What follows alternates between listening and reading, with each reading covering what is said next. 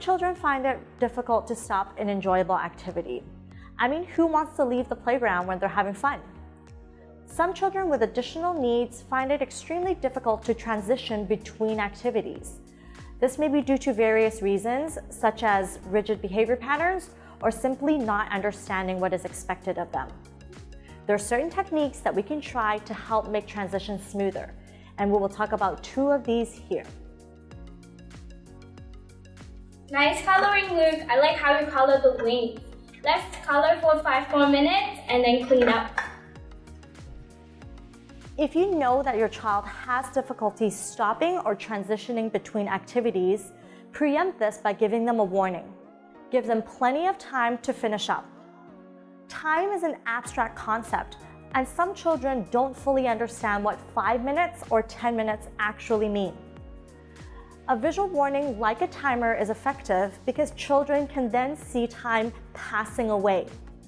This is extremely important for children with language delays because a timer can visually communicate expectations without relying so much on words.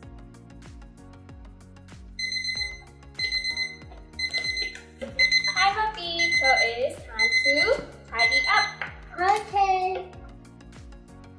Thank you for tidying up. You are superstar. High five.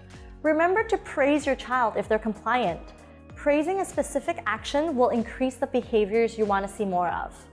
Okay, what are we going to do next? Artist stop.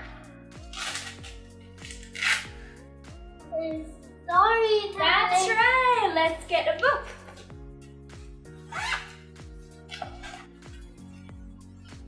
Visual schedules are another great way to visually communicate expectations.